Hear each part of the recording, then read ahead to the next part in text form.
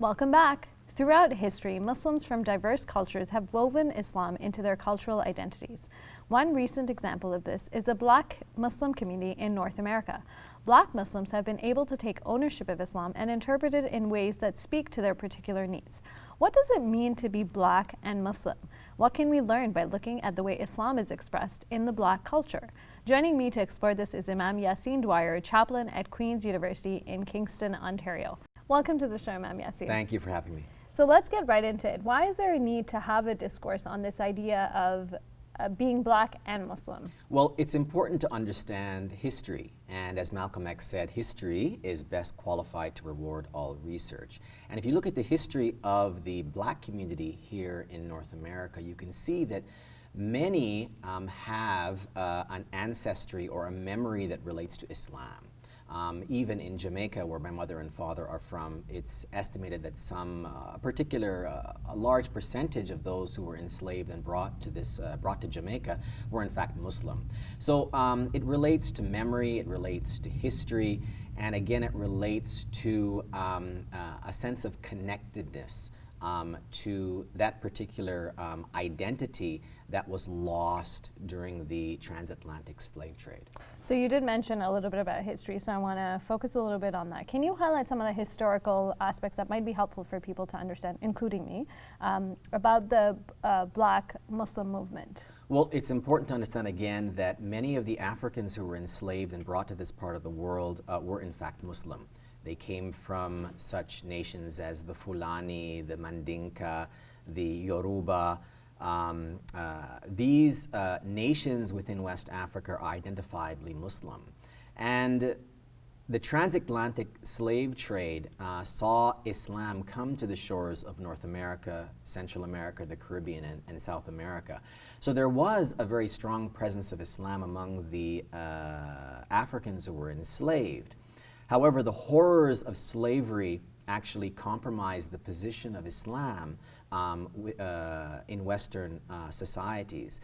However, what happened, very interestingly, what happened is that during the early part of the 20th century, we saw a series of movements that identified on a periphery with Islam. Movements like the Moorish Science Temple led by Timothy Drew Ali, the Nation of Islam, and even the UNIA, or the Universal Negro Improvement Association, led by Marcus Garvey. All of these groups had some connection to Islam and related Islam to the struggle for justice within the Black community.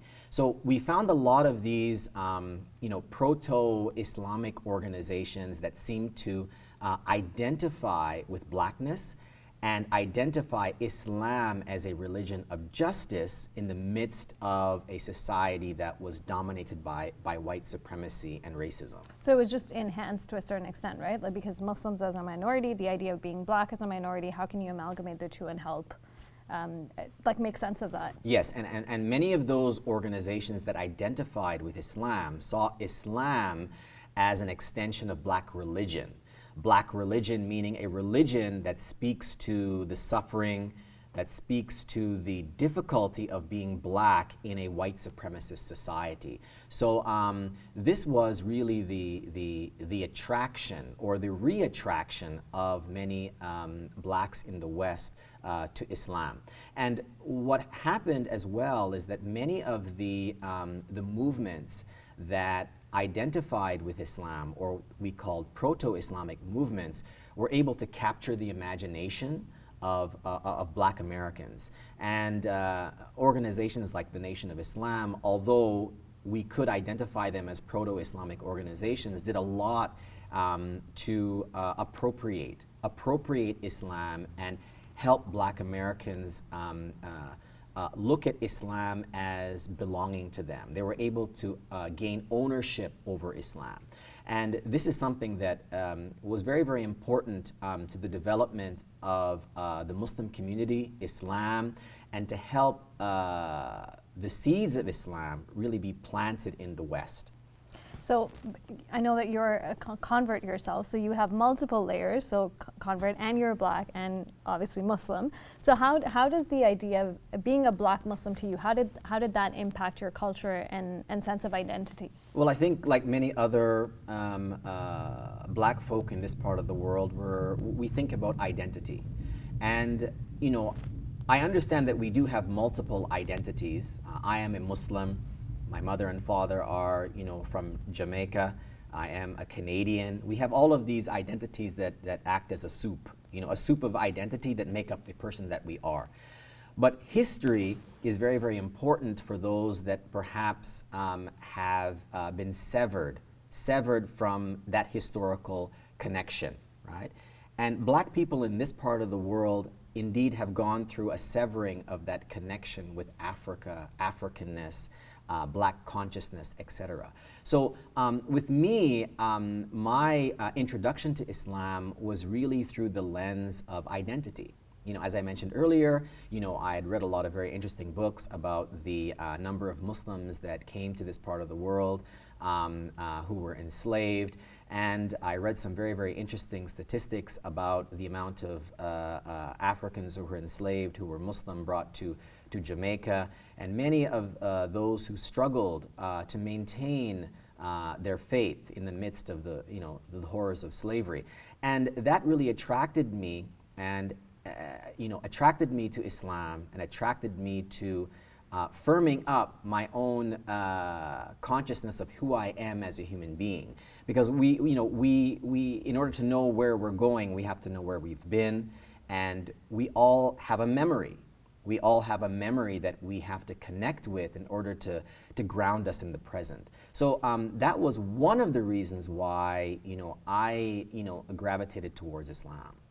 This is, I mean, it's really interesting from a personal level, your relationship with being black. I'm just wondering, for the broader Muslim community, do you find that sometimes maybe our communities are becoming colorblind? Because, I mean, personally, I'm going to admit my ignorance. Up until I realized we were going to explore this topic, I had no idea, very specifically. And one could argue that, in Islam, we talk about this idea of unity and that we shouldn't get segregated. So being Muslim is sort of the focus.